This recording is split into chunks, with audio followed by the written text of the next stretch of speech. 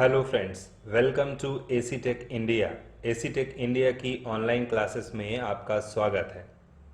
Coding system एक ऐसा mechanism है जो किसी इंफॉर्मेशन को स्पेशल कोड में कन्वर्ट करता है ताकि हम उस इंफॉर्मेशन को आसानी से हैंडल कर सकें और कंप्यूटर उसको आसानी से समझ सके।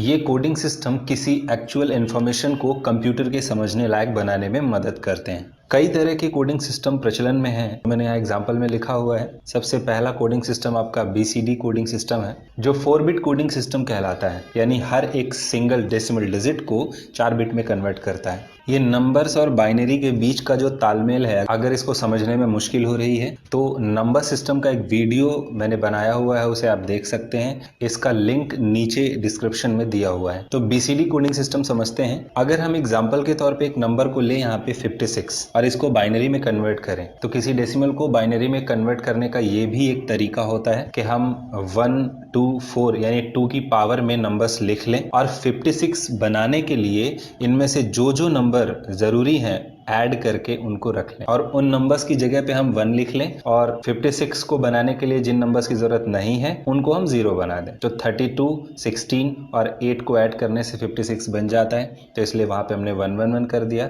और बाकी जगह पे 000, तो 56 की बाइनरी निकल आई। इसी को अगर हम BCD कोडिंग सिस्टम पे लिखें तो हम 6 की बाइनरी अलग लिखेंगे 0110 4 बिट में और 5 की बाइनरी अलग लिखेंगे 4 बिट में 0101। तो ये आपका BCD कोड बनेगा 56 का। तो BCD कोड बेसिकली हर एक डिजिट को अलग अलग कोड देता है और वो भी 4 बिट कोडिंग सिस्टम में। ऐसा ही हमारे पास BCD का एक्सटेंडेड वर्जन है EBCD कोड जो 8 बिट कोडिंग सिस्टम कहलाता है। 8 बिट का मतलब है 2 की पावर 8, यानी कि ये 256 कैरेक्टर को कोड कर सकता है BCD की तरह ही। लेकिन BCD 4 बिट कोडिंग सिस्टम है तो वो 2 की पावर 4 यानी कि 16 कैरेक्टर को ही कोड कर सकता है। इसके बाद आता है ASCII coding system, American standard code for information interchange. ये सबसे ज्यादा स्टैंडर्ड और यूज होने वाला कोडिंग सिस्टम है और हम लोग जो कीबोर्ड यूज करते हैं नॉर्मली, ये ASCII कोडिंग सिस्टम पे बना हुआ कीबोर्ड है। ASCII कोडिंग डेसिमल नोटेशन रखता है, यानी हर एक कैरेक्टर को डेसिमल में रिप्रेजेंट करता है। इसके दो अलग अलग स्टैंडर्ड हैं जो 7 बिट और 8 बिट के हैं। 7 बिट यानी 128 कैरेक्टर्स की कोडिंग कर सकता है और 8 बिट 256 कैरेक्टर की कोडिंग कर सकता है। तो ASCII कोडिंग का यूज करके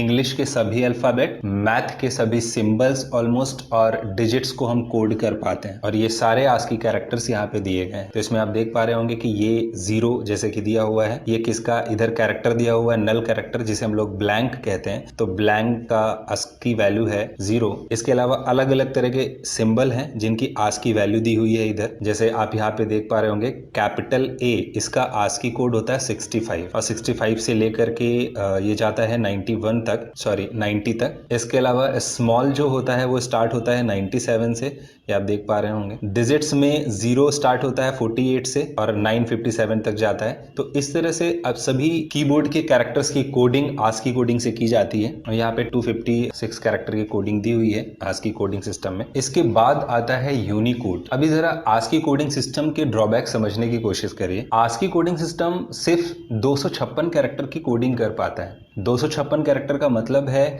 सभी इंग्लिश के अल्फाबेट्स, डिजिट्स मैथ के और सभी सिंबल्स। पर अगर हम कंप्यूटर में अलग अलग लैंग्वेजेस पे वर्क करना चाहते हैं, जैसे कि हिंदी, इंग्लिश, संस्कृत या उर्दू या फिर चाइनीज भाषा है, तो अलग अलग लैंग्वेजेस पे वर्क करना चाहते हैं तो उन सभी लैंग्वेजेस के कैरेक्टर कंप्यूटर में मिलाए जाएं तो वो 256 यानी 256 से कहीं ज्यादा होंगे। अकेले चाइनीज लैंग्वेज में 20,000 से ज्यादा कैरेक्टर्स हैं। ऐसे ही हिंदी के कैरेक्टर्स, संस्कृत के कैरेक्टर्स जो कि 100 से ज्यादा कैरेक्टर्स हैं। तो अगर हर एक लैंग्वेज को या जितनी पॉपुलर लैंग्वेजेस हैं इंटरनेशनल लेवल पे, या जैसे सिर्फ इंडिया की बात करें तो 22 लैंग्वेजेस जो मेजर लैंग्वेजेस हैं, उनको अगर कंप्यूटर में यूज करने की कोशिश की जाए तो ASCII कोडिंग सिस्टम उनको कोड नहीं कर पाएगा क्योंकि उसके पास सिर्फ 256 कैरेक्टर की कोडिंग का सिस्टम है। तो एक नया कोडिंग सिस्टम बनाया गया यूनिकोड। ये यूनिवर्सल कोडिंग सिस्टम है जिसके 3 अलग अलग स्टैंडर्ड है। UTF-8 जो 256 कैरेक्टर की कोडिंग कर पाता है, जबकि UTF-16 जो 65,536 कैरेक्टर की कोडिंग कर पाता है, और इसी इसी तरह से UTF-32 जो 4,29,49,67,296 अलग अलग कैरेक्टर्स को कोड कर पाता है। तो यूनिकोड का यूज करके हम अलग अलग लैंग्वेजेस के सभी कैरेक्टर्स को कंप्यूटर में इनकोड कर पाते हैं। UTF का मतलब है यूनिकोड ट्रांसफॉर्मेशन फॉर्मेट। तो इस समय जितनी भी वेबसाइट डिजाइनिंग हो रही है या जितने भी नए प्रोग्रामिंग लैंग्वेजेस आ रही हैं वो यूनिकोड को सपोर्ट करती हैं। So friends, that's all for this lecture. AC tech India की ऑनलाइन क्लासेस में अगर आपको कोई प्रॉब्लम हो रही है तो आप कांटेक्ट कर सकते हैं।